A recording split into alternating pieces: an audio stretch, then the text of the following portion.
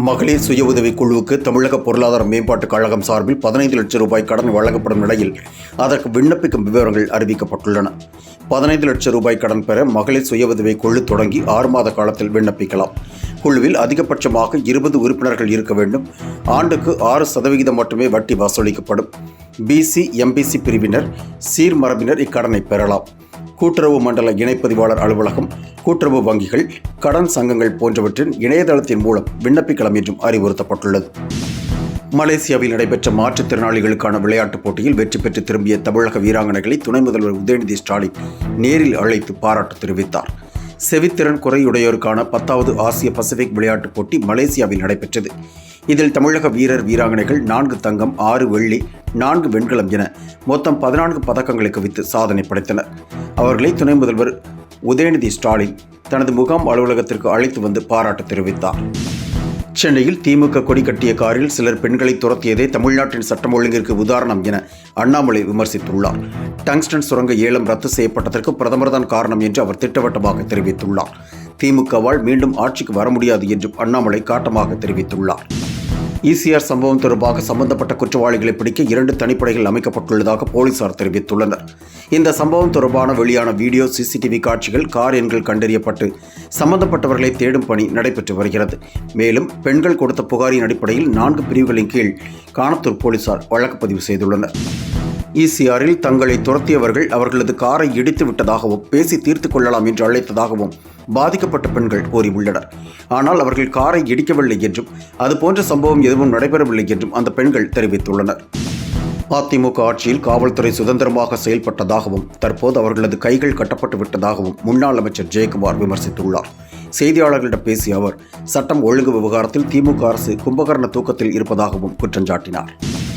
பட்டியலின மாணவர்களின் கல்வி ஊக்கத்தொகைக்காக 12,000 ரூபாய் முதல் 25,000 ரூபாய் வரை வழங்க தமிழக அரசு திட்டமிட்டுள்ளது. பட்டியலின மாணவர்களும் இளைஞர்களும் கல்வி மற்றும் பல்வேறு திட்டங்களை பெறுவதற்காக தமிழக அரசு பல்வேறு திட்டங்களை செயல்படுத்தி வருகிறது. இந்நிலையில் கல்லூரியில் பயிலும் பட்டியலின மாணவர்களுக்கு 12,000, 15,000, 25,000 என 3 பிரிவுகளாக ஊக்கத்தொகை வழங்கப்பட உள்ளது. இதற்காக பிப்ரவரி 28ஆம் தேதி வரை நேரடியாக விண்ணப்பிக்கலாம் என்றும் அறிவுறுத்தப்பட்டுள்ளது. குரூப் 2, குரூப் 2A முதன்மை தேர்வுக்கான ஹால் டிக்கெட் TNPSC இணையதளத்தில் வெளியாகி உள்ளது. சார் பதிவாளர், துணைப்பணிகள் அலுவலர், தொழிலாளர் உதவி ஆய்வாளர் உள்ளிட்ட பல்வேறு பணிகளில் உள்ள 2540 பணியிடங்களை நிரப்ப பிப்ரவரி 8ஆம் தேதி மற்றும் 23ஆம் தேதி தேர்வுகள் நடைபெற இருக்கின்றன. இலங்கை முன்னாள் பிரதமர் மஹிந்த ராஜபக்சவின் மகன் ஊழல் வழக்கில் குற்றவாளி என்று நீதிமன்றம் தீர்ப்பளித்துள்ளது. 2016ஆம் ஆண்டில் இந்திய முதலீட்டிலிருந்து வந்த பணத்தை முறைகேடு செய்ததாக அவர் மீது வழக்கு பதிவு செய்யப்பட்டது. இந்த புகாரின் பேரில் அவர் கைது செய்யப்பட்டார். கொழும்பில் உள்ள உயர்நீதிமன்றத்தில் வழக்கு நடைபெற்று வந்த நிலையில் அவர் குற்றவாளி என்று அறிவிக்கப்பட்டுள்ளது. ஈரோடு கிழக்கு தேர்தல் பிரச்சாரத்தில் திமுகவினர் ஹிந்தியில் துண்டு பிரசுரங்களை வழங்கி வருவதை நாம் தமிழர் கட்சியினர் கடுமையாக விமர்சித்து வருகின்றனர். இதற்கு விளக்கமளித்துள்ள திமுகவினர் ஹிந்தி பேசும் மக்கள் வசிக்கும் பகுதியில் மட்டும்தான் ஹிந்தி மொழியில் துண்டு பிரசுரங்கள் விநியோகிக்கப்பட்டதாக தெரிவித்துள்ளனர். முதலமைச்சர் மு.க.ஸ்டாலினுக்கு தமிழ் துரோகிகளை எதிர்த்து அரசியல் செய்ய வேண்டிய நிலை தற்போது இருப்பதாகவும் இதை எண்ணும்போது வேதனையாக இருப்பதாகவும் திமுக MP கனிமொழி தெரிவித்துள்ளார். தென்காசியில் பொதுக்கூட்டம் ஒன்றில் பேசிய அவர் முதலமைச்சர் மு.க.ஸ்டாலினுக்கு சொல்லும்படியாக ஒரு அரசியல் எதிரி கூட இல்லை என்று குறிப்பிட்டார்.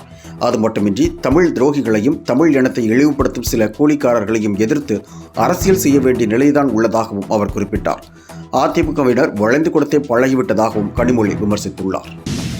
மதுரையில் பள்ளி மாணவர்களுடன் இணைந்து போராட்டத்தில் ஈடுபட்ட முன்னாள் அமைச்சர் RB உதயகுமார் கைது செய்யப்பட்டார். திருமங்கலம் கொல்லம் நெடுஞ்சாலையில் அடிக்கடி விபத்து நேரிடுவதாக புகார் தெரிவித்தும் விபத்துக்களை தடுக்க சுரங்கப்பாதை அமைக்க வலியுறுத்தியும் போராட்டம் நடைபெற்றது. திருமங்கலம் பகுதியைச் சேர்ந்த மக்கள் மற்றும் பள்ளி மாணவர்கள் இந்த மறியலில் ஈடுபட்டனர். அவர்களுடன் RB உதயகுமாரும் போராட்டத்தில் கலந்து கொண்டார். அவர்களை போலீசார் கைது செய்தனர். ஆபரண தங்கத்தின் விலை தொடர்ந்து அதிகரித்து சவரன் 61,000 நெருங்குகிறது. சென்னையில் ஒரு சவரன் ஆபரண தங்கம் 120 ரூபாய் அதிகரித்து 60,880 ரூபாய்க்கு விற்பனையாகிறது. கிராமுக்கு 15 ரூபாய் அதிகரித்து 7,610 ரூபாய்க்கு விற்பனையாகிறது. இதேபோல் வெள்ளியின் விலையும் தொடர்ந்து உயர்ந்து வருகிறது. இன்று ஒரே நாளில் கிராமுக்கு 2 ரூபாய் அதிகரித்து 106 ரூபாய்க்கு விற்பனையாகிறது. உடல் உறுப்பு தானம் செய்த நடிகர் மீசை ராஜேந்திரனுக்கு ரஜினிகாந்த் தொலைபேசியில் அழைத்து பாராட்டு தெரிவித்தார். நடிகரும் தேமுதிக பிரமுகருமான மீசை ராஜேந்திரன் தனது பிறந்தநாளையொட்டி உறுப்பு தானம் செய்தார். இதனை அறிந்த பிரேமலதா அவரை நேரில் அழைத்து பாராட்டு தெரிவித்தார். என்றும் உங்களுடன் மை இந்தியா முக்கிய செய்திகளை உடனுக்குடன் தெரிந்து கொள்ள சப்ஸ்கிரைப் பண்ணுங்க, பெல் பட்டனை பிரஸ் பண்ணுங்க. என்றும் என்றும் உங்களுடன் மை இந்தியா.